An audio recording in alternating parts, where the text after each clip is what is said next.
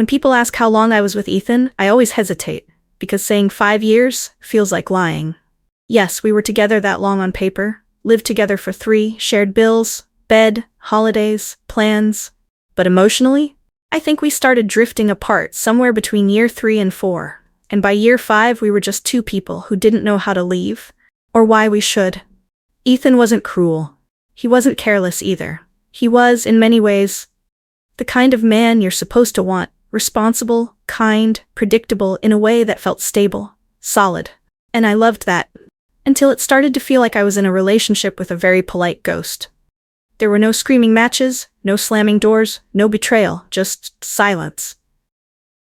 The kind of silence that builds slowly like dust in corners until one day you realize the whole room is suffocating. We stopped asking each other questions. How was your day? Became, did you pay the water bill? I miss you, turned into what time are you home? Kisses became pecks. Dinner became separate Uber Eats orders. Even arguments lost their edge, replaced by shrugs and retreating into different rooms. We weren't lovers. We weren't even really friends. We were adjacent. I remember one night in particular. I was sitting on the couch with a glass of wine, watching a documentary I didn't care about. Ethan came in from work, nodded, sat at the kitchen counter with his laptop, and didn't say a word. We didn't speak for the rest of the night.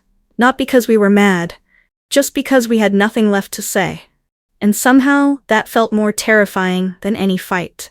I started therapy a few weeks later, not because I thought something was wrong, but because I felt like I was disappearing. The first few sessions were awkward. I talked about work, my family, casual surface stuff. It wasn't until session 4 that I finally said it out loud. I don't think I feel seen anymore. My therapist nodded gently. Do you see yourself? I didn't have an answer for that. That question haunted me. I began noticing how often I filtered myself, softened my voice, made myself smaller, tiptoed emotionally so Ethan wouldn't feel overwhelmed. And he never asked me to do that. But he also never noticed that I did. We weren't in trouble. We weren't fighting. We were fading. And there's no emergency siren for that. No dramatic moment to point to and say, this is when it broke. It just unraveled. Thread by thread, word by unspoken word. I tried in small ways to bring us back. Suggested date nights, he was always tired. Left notes on the mirror, they went unread. Bought his favorite wine, it stayed corked. After a while I stopped trying, because the silence had become contagious. And yet, I stayed. Because love, even in its quietest form, has a way of convincing you that loyalty is more important than truth. Because leaving would mean admitting that what we built had become hollow. Because I still believe that maybe if I just held on a little longer, something would spark again. But the truth? The truth was already slipping from my hands. And I didn't know it yet. But I was already preparing to betray both of us. Not because I didn't love him, but because I was starting to forget what love was supposed to feel like. I didn't wake up that day planning to cheat. That's the first thing I need you to know. There was no lipstick hidden in my purse. No secret plan. No intention of becoming someone I couldn't look in the mirror without flinching. It was supposed to be dinner. That's it. Jake was an old friend. Not an ex. Not a crush. Just someone who used to make me laugh in college before we both grew up and got busy forgetting how to. He was in town for a conference. Messaged me out of the blue. Still owe you a drink for surviving senior seminar together. I hesitated, but Ethan was working late, as usual, and I was tired of making frozen meals for one in a 2-person kitchen. So I went. Dinner was light, easy.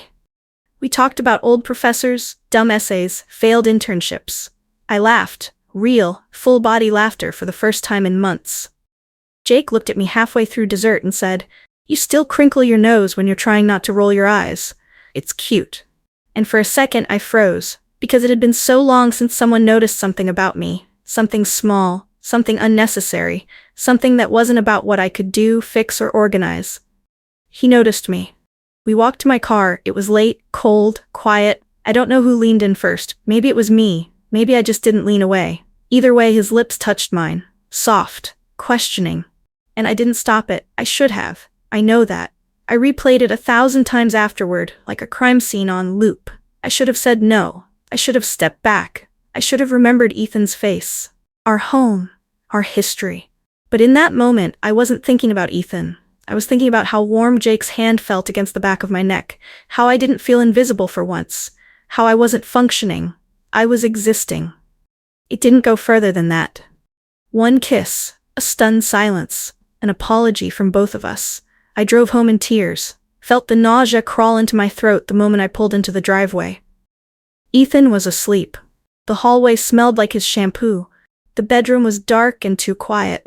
I slipped into bed beside him, and for the first time in our relationship, I felt like a stranger with a secret. The next day, I told my therapist. Every word. The kiss, the guilt, the ache, the fear. She listened, and then she said something that changed everything.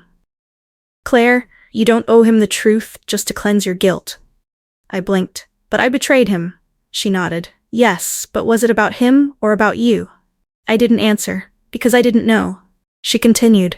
"Sometimes confession is about justice. Sometimes it's about cruelty. If you believe this was a mistake, one you won't repeat, then perhaps telling him won't heal. It'll only shatter." It sounded rational, almost responsible. So I left therapy that day with a decision. I would keep the secret. Not to escape consequences. Not to lie. But because I thought silence could save what was left of us. I didn't know then that secrets rot from the inside, that even if you bury them deep, they bloom in your body like poison. I told myself I was protecting him. But really, I was delaying the inevitable. The week after the kiss, I became a better girlfriend. I cooked dinner twice. I initiated conversations. I asked about Ethan's projects at work, even when I didn't understand a word of them. He noticed, but didn't question it. Maybe he thought I was turning a corner. Maybe he hoped the warmth meant I was falling back in love with him. Maybe I was just trying to convince myself that I hadn't already crossed a line that couldn't be uncrossed. But the truth? It followed me everywhere. In the way I hesitated before saying, "I love you," in how I flinched when he touched my cheek like he always used to. In how I paused, just a beat too long, when he smiled and said, "I'm glad we're good again." I wasn't good. I was rotting in silence. Jake didn't reach out, and I didn't reach out either. There was nothing left to say. We'd shared one moment, one wrong moment, and now we both pretended it hadn't happened, but my body remembered. Ethan started softening. He came home earlier, made coffee for me before I woke up, even suggested a weekend away, something we hadn't done in nearly a year. It should have made me feel hopeful. Instead, it made me feel worse, because every act of kindness from him felt like a silent plea. Please don't hurt me, and I already had. The night it happened, I wasn't expecting anything unusual. We were watching a movie. I had my phone charging on the side table. Ethan got up to grab popcorn. I stayed on the couch, half watching the screen. When he came back, my phone lit up. A message from Jake. Just one line. "Still think about that night sometimes. Hope you're okay." I didn't even see it first. Ethan did. I heard the microwave beep. Then silence. Then footsteps. Then his voice. "Who's Jake?" My stomach dropped. I turned around. He was holding the bowl of popcorn and my phone. Unlocked. Lit up. Open to the message I never expected. I stood up too fast, fumbled, said something like, "It's not what you think." He raised an eyebrow. "Then tell me what I should think." I didn't have a script for this moment. No therapist's quote to hide behind. No rationalization ready. Just guilt. Raw and ugly. I told him the truth, the kiss, the silence, the therapy. How I thought telling him would hurt more than help. How I thought, foolishly, that it didn't matter anymore. He didn't yell. He didn't cry either. He just looked at me, like he didn't recognize what he was seeing. Like I'd suddenly grown sharp teeth and a forked tongue. Then, quietly, he said, "You kissed someone else, and you came home and kissed me too." I opened my mouth, closed it, because anything I said would only make it worse. He didn't sleep in the same bed that night, didn't slam the door, didn't throw anything, just packed a bag the next morning and left. No threats, no breakup speech, just a half-whispered, "You could have told me." The lie, it hurts worse than the kiss. I wanted to run after him, to scream that I didn't lie. I just held it in because I thought it was kinder. But the truth? Silence is its own form of dishonesty. And I wore it like a second skin. He moved in with his friend Mark that week. Didn't block me, didn't message either. Just vanished, but not quietly. Because soon, the silence between us would become something louder than I ever expected. Something public. and I wouldn't get to write that version of the story. At first, it was just quiet. No calls, no texts, no confrontation. Ethan didn't scream. He didn't plead. He just left. And for a few days, I thought that might be it. We would go our separate ways. Hurt, yes, but privately. Like adults who had once loved each other and now simply had to let go. But that was naive. Because pain doesn't always want peace. Sometimes it wants applause. The first time I realized people knew I was at the grocery store, ran into Laura, one of Ethan's friends turned our friend after we moved in together. We used to have wine nights. We laughed at trashy shows and swapped Spotify playlists. That day she saw me, made eye contact, and walked right past like I was a stranger. Didn't say a word. Didn't even blink. I got the full story later from a mutual friend, someone brave enough to still talk to both of us. Apparently, Ethan had broken down crying at Mark's apartment the night he left. Told the whole thing. Not just the kiss, but the silence. The way I kept pretending. Like everything was fine. The way I kissed him every night like I wasn't already someone else's secret. He didn't lie exactly. But he told it in a way that made him the soft-spoken martyr. The man who gave his heart and got stabbed in return. And maybe I deserved that. Maybe it's easier to believe in villains than to sit in the gray space of flawed decisions and quiet guilt. The next week, I lost 2 more friends, unfollowed. No messages, just gone. Someone posted a vague quote on their story. Some people cheat, some people pretend it never happened, some people are both. I wasn't tagged, didn't need to be. Everyone knew. I tried to explain once. To Jenna, my best friend from high school, and the only one who hadn't yet vanished. We met at a cafe. I bought her coffee. My hands shook the whole time. I told her everything. Every ugly truth. Every quiet choice. The therapist's advice. The guilt that came after. When I finished, she stirred her cup slowly and said, "Why didn't you just tell him?" I exhaled. "Because I didn't want to hurt him more." She looked at me. Not angry, not cold, just tired. "But you hurt him anyway, and now he gets to tell the story, and you don't." And that was it. I walked home that day with something hollow inside me. Not shame, not sadness, disappearance. Like I no longer existed in anyone's memory except as a single word, cheater. No one cared what led to it. No one asked what I was carrying. They just picked up Ethan's version and let it become the only one that mattered. And Ethan? He played it well. He didn't post dramatic quotes, didn't name names. He just quietly moved through grief in public. Soft voice, red eyes, unshaven jaw. He became the protagonist of a heartbreak film no one asked him to audition for. And I became the extra in a scandal they couldn't stop watching. One night, I opened Instagram and saw him tagged in a friend's story. A group photo. Laughter. Captions like, "Real ones don't deserve fake love. Healing looks good on you, brother." And it hit me. He got the sympathy. I got the silence. I wasn't looking for pity. I wasn't even looking for forgiveness anymore. I just wanted someone, anyone, to ask, "Are you okay?" But they didn't, because once you're cast as the villain, no one checks if the script fits your skin. They just assume you wrote it. I used to think redemption was something you earned. That if you told the truth, admitted your mistakes, cried enough, bled enough, someone, somewhere would say, "Okay, that's enough. You're human. Come back." But the truth? No one comes back for the villain.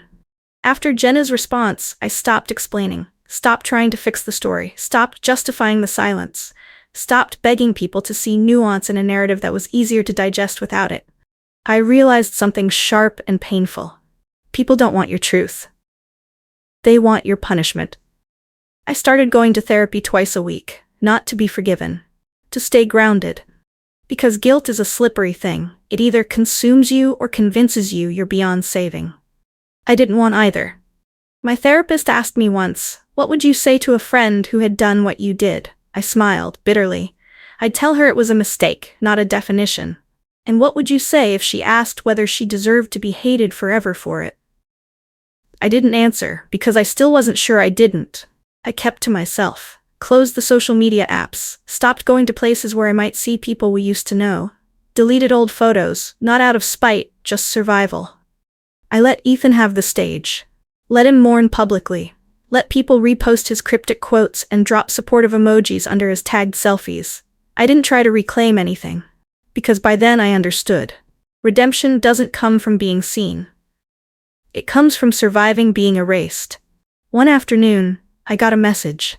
From Jake. The first since the night everything unraveled. It read, "I heard what happened. I'm sorry. If you ever need someone to talk to, I'm here."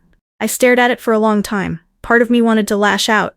You started this. Another part wanted to spill everything, to finally be heard. Uninterrupted, unfiltered. But I didn't respond, because Jake wasn't the answer. He was just another chapter I didn't need to reread. Instead, I went for a walk. No music, no phone in hand, just the sound of my feet hitting the pavement and the hum of a city that didn't know my name. And somewhere in the middle of that walk, I said it out loud. I forgive you. Not to Ethan, not to Jake, not to Jenna, to myself, to the version of me that made a mistake, the one who kept it quiet, the one who thought silence was safer than truth. She wasn't evil, she wasn't cruel, she was scared and tired and human knew her. That night, I sat down and wrote myself a letter, not an apology, a release. A way of saying, you don't have to keep living in the past to prove that you regret it. I think people assume the hardest part of being labeled the villain is being hated. But that's not true. The hardest part is that eventually, you start to believe it. You start to speak softer, take up less space, second guess every laugh, every spark of joy, every second where you feel almost okay. Because somewhere in the back of your mind you hear, how dare you feel peace after what you did? But peace isn't a prize you earn, it's a boundary you choose, so I chose it. I stopped asking for redemption, stopped hoping for the text that would say, I get it now. Stopped wishing someone would clear my name. Because names fade, but the person I am, who I'm becoming, she's still here, and she's done whispering. It's been 7 months. Ethan never reached out, not a call. Not a question, not a text saying why, not even a silent accidental like on an old post. He vanished like I never existed, and the people we once knew followed his lead. I don't blame them. It's easier to support the one who cries on couches than the one who hurts in silence. I still think about him, not in the I miss you way, not in the I want you back way. More like, did I ever really know you? Or did I just know the version of you that I could keep alive by shrinking myself? I sometimes wonder if he tells the story still. At parties, over drinks, in quiet conversations where he drops my name like an old wound that never healed properly. I imagine how it sounds. She cheated, and she never told me. I had to find out myself. Clean, sharp, easy to grieve. And maybe that's fine. Maybe that's all he has left of us, a headline and a heartbreak. For a long time, I thought I needed to correct the record. To post my side. To show the cracks that led to the collapse, to explain how I broke long before I broke the rules. But I've learned something since. People don't want the truth. They want a story that doesn't make them uncomfortable, and I refuse to bleed for their comfort anymore. So let them call me the villain. Let them whisper when I walk into a room. Let them write entire versions of me that start with, she was cold, and end with, he deserved better. That's okay. Because the people who matter, the ones who've seen me cry at 2 a.m. over nothing, the ones who know I over-apologize for things I didn't do, the ones who watch me fight myself harder than I've ever fought anyone, they don't need the story, they have the person. And me? I've stopped asking, do they hate me?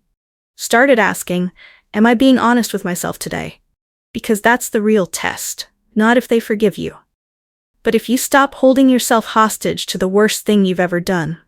I still go to therapy. Not because I'm broken, but because I'm building something better, something deeper. Something that doesn't require silence to survive. The other day I passed by the place where Ethan and I first kissed. For a second I slowed down. Not to mourn, not to remember. Just to acknowledge. Yes, we were in love once. Yes, I hurt him. Yes, I made a choice I wish I hadn't. But no. I'm not that moment, I'm what came after. Growth isn't redemption.